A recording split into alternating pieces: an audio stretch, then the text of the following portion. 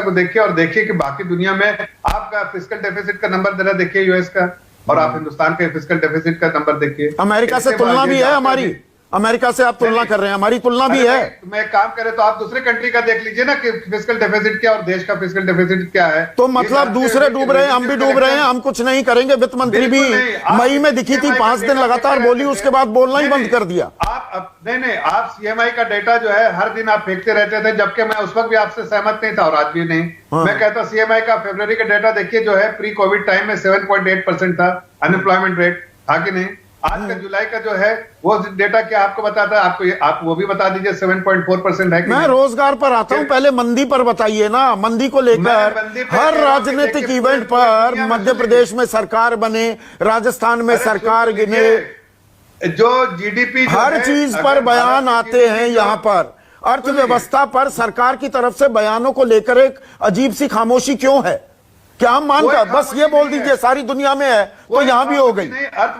अर्थव्यवस्था को लेके देखिए हमने सप्लाई साइड में हर तरह का इनिशिएटिव लिया है, तो उसका कोई असर नहीं दिख रहा ना। ये आंकड़े वही तो बता रहे हैं। बिल्कुल असर दिख रहा है, असर दिख रहा है। सेकंड क्वार्टर में आप देखिए जो हमारे जो बाकी लोगों के लिए थर्ड क्वार्टर जो सितंबर अक्टूबर में दिखेगा, हमारे यहाँ देखिए जो रिकवरी, जो ग्रेजुअल रिकवरी दिख रही है। आपको जुलाई के नंबर देखिए, उसी से अगस्त का नंबर भी दिखेगा और आगे भी जो ग्रेजुअल रिकवरी है। आप तो अर्थव्यवस्था के छात्र हैं, दर्शकों को समझ में नहीं आती। एक मिनट, जफर इस्लाम, और ये अर्थशास्त्री ही कह रहे हैं, और देसी अर्थशास्त्री, मैं कोई हार्वर्ड ऑक्सफोर्ड की बात नहीं कर रहा हूं। सुन तो लीजिए पहले और बताइएगा गलत कह रहा हूं तो। अर्थशास्त्री ये कह रहे हैं कि देखिए इस लॉकडाउन में भी, इस कोरोना काल में भी कॉरपोरेट इंडिया पर, बड़ी कंपनियों पर ज्यादा असर नहीं पड़ा है।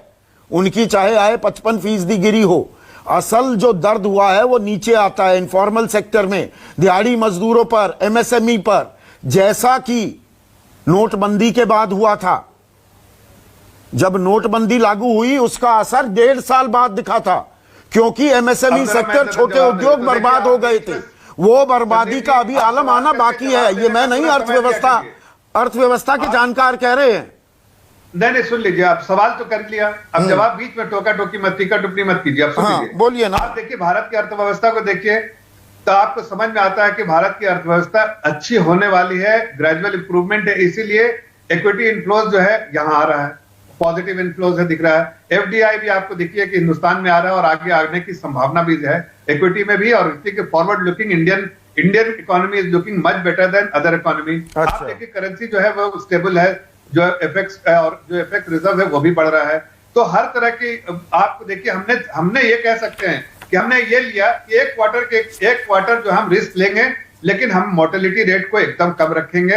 हम जो है जो रिकवरी रेट हमने ज्यादा, आज है पूरी दुनिया में मोर्टेलिटी कम है, लेकिन जो इतनी बड़ी 20% दुनिया की जनता पीड़ित एक साथ हो जाए, उसके लिए इंफ्रास्ट्रक्चर नहीं है इस देश में। उसके महाराष्ट्र की क्वार्टर में जो जीडीपी की हिस्सेदारी है, जीडीपी का नुकसान 14.25%, तमिलनाडु में 9.25%, गुजरात में 8.5%, उत्तर प्रदेश में 8.5% का नुकसान। देश में प्रति व्यक्ति की आय में 27,000 रुपए की कमी आ गई है। दिल्ली, तमिलनाडु, महाराष्ट्र, गुजरात में प्रति व्यक्ति आय में 40,000 रुपए की कमी आ गई है। आप मुझे एफडीआई समझाते रहिए और इक्विटी निवेश समझाइए। अभी सीएमआई का डेटा आप नहीं बता रहे हैं, कल तक सीएमआई का डेटा सब डेटा बताता हूं। आपको क्या लग रहा है कि मैं नेगेटिव बातें बताता हूं? सीएमआई भी का आंकड़ा कल तक मानते नहीं थे, आज सीएमआई के आंकड़े की जरूरत पड़ गई। एनसीएआर की आंकड़े की नहीं बताएंगे। National council for applied economic research, national council for applied economic research क्या कह रहा है?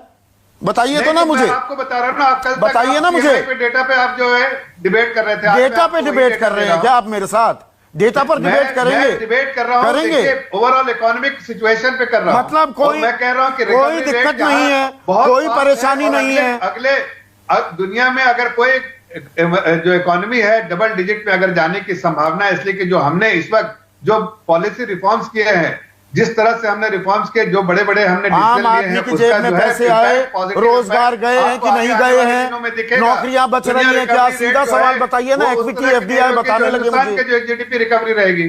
चलिए, अगर हम सुप्रिया श्रीनेट देखिए।